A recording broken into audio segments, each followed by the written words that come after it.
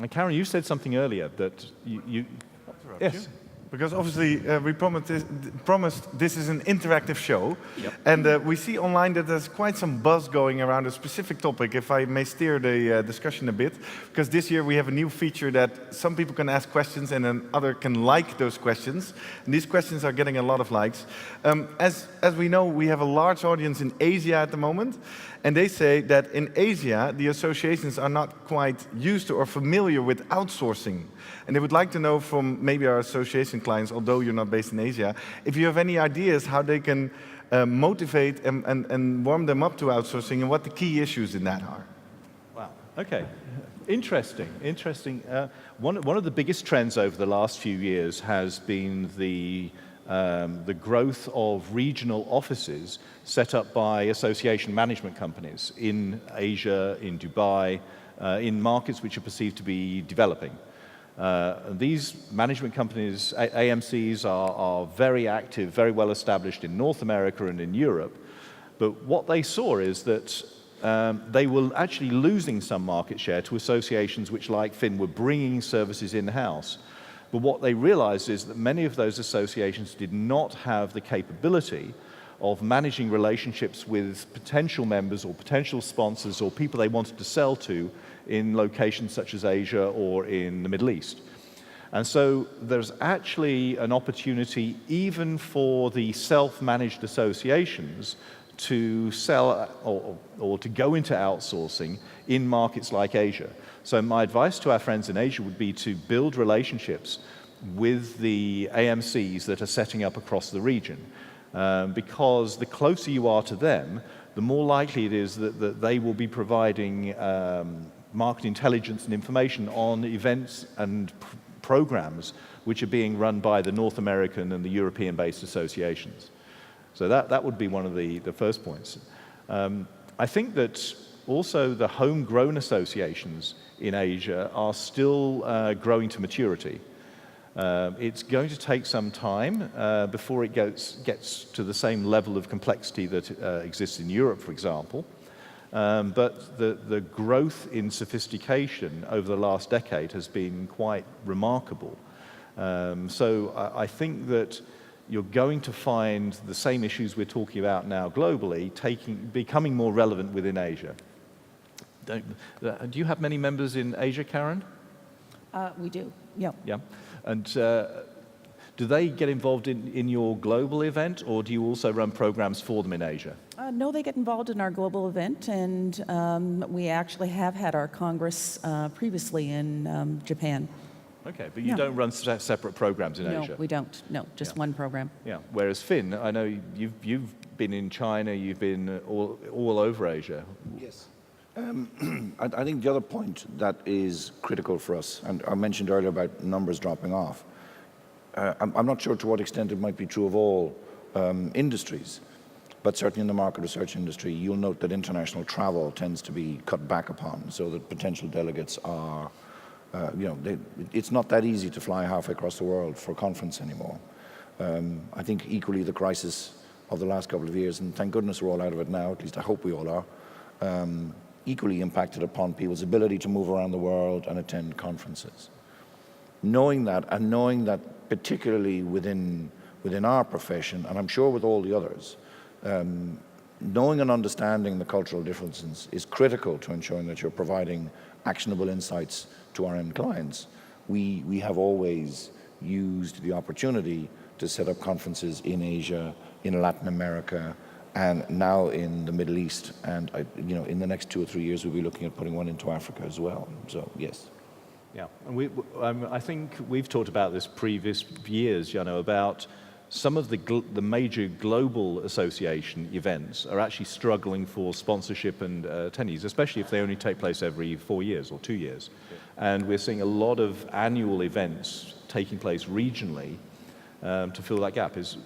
Is that, Karen, actually, is that happening within your industry as a whole, not just with your association? I think probably not just in eye care, but in healthcare in general, that's happened. So since the economic downturn, it's been harder to acquire funding. Delegates have much more difficulty. Researchers are having more difficulty acquiring funding. And Certainly those that are employed in hospitals are having more difficulty getting funding to go to meetings.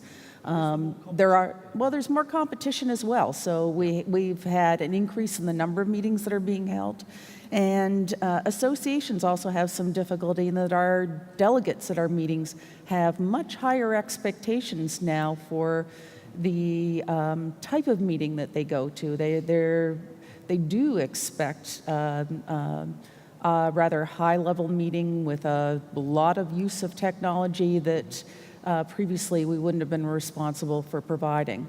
Well, I think that goes very much into what Finn was saying about content being broadcast more widely, so that in the past, when the content purely took place in the location, you could get away with not delivering really, really top-notch, world-class content.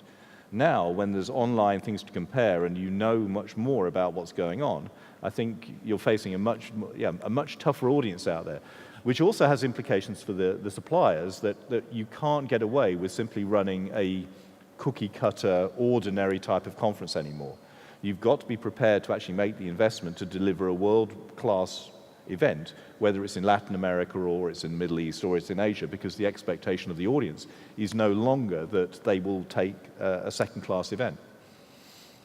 What's your perception on that issue, Jarno? I totally agree with that setup, because it started, I think, with the discussion, well, a conference is only a couple of days and there's time in between before and after. But I think from an association's perspective, it just goes to, you can call it like qualified content, because content isn't like, you can't grasp it anymore. It's there, it's out there, it's everywhere.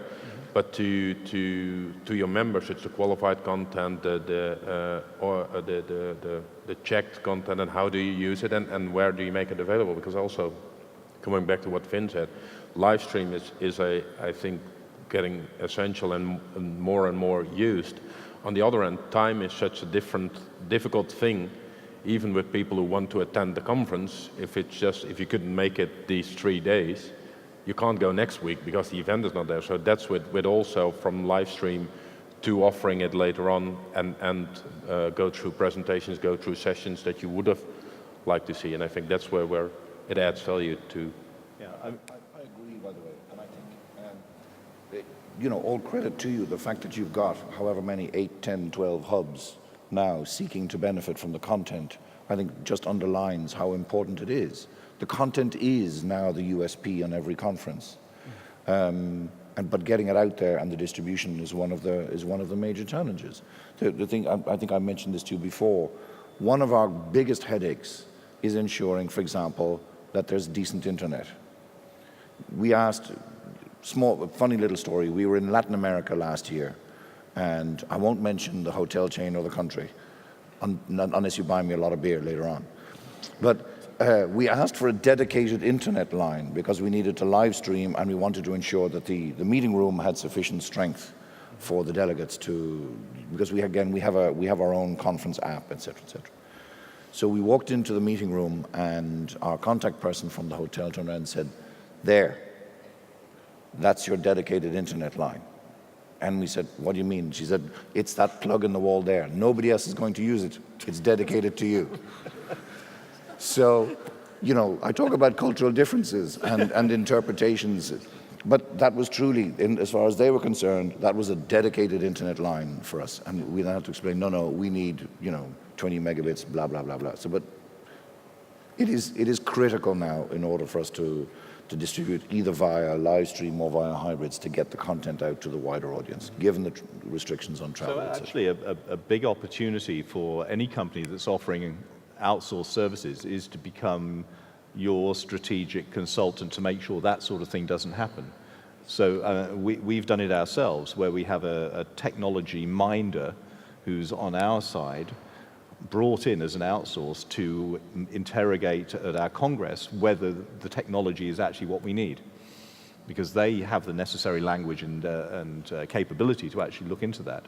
So there could be some very good business opportunities out there to become the outsourcing consultant to make sure that all of those deals are actually being set up in the right way. But I want to come back to this idea of competition and collaboration between associations going forward, because I think that this is something that, as an industry, we don't pay enough attention to. We're not focused so much on the strategic objectives of the associations, and we haven't really appreciated enough that associations are now facing a very different world from what they faced 10 years ago.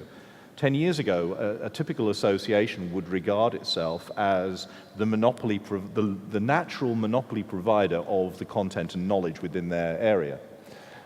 Increasingly, they're now facing an astonishingly competitive environment where, if they're a North American association, they're suddenly competing with a European association.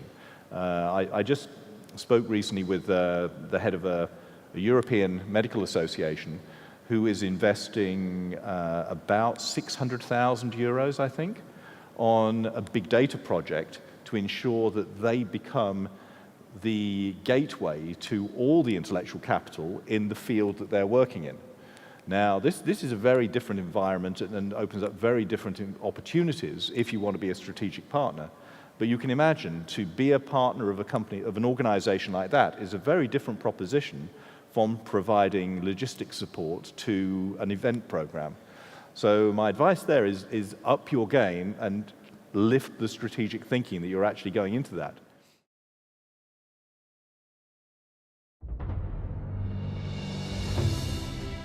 How will you inspire the minds of many? Will you provide new perspective that will allow others to see a world full of opportunities? Will you create a voice that captures the imagination of a kingdom? Will you share a welcoming smile that has others feel like royalty? Will you bring the world together via the speed of sound or the hush of a jungle?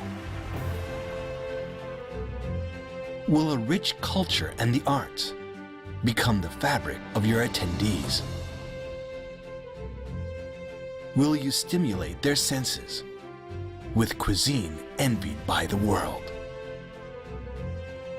Will you forever change the definition of a meeting room and inspire creativity in the beauty of silence? Will you redefine the meaning of work-life balance and create a venue that will have attendees feeling forever connected? Create the moments that inspire the minds of many. Connect people, inspire the world. Thailand.